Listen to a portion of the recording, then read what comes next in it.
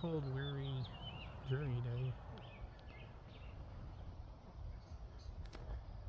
But I have our new mating and resource yard set up. These are 2-frame mating nukes. I think only 2 are actually doing what they're supposed to right now. Charger for the hot wire. Some more 2-framers, and then I've got several more of these mini mating nukes.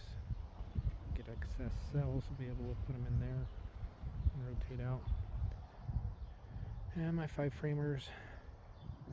Hope to make a bunch more of those before winter with double screen boards so I can stack them on top of each other and overwinter a bunch of nukes so that first thing next spring they'll be available to sell.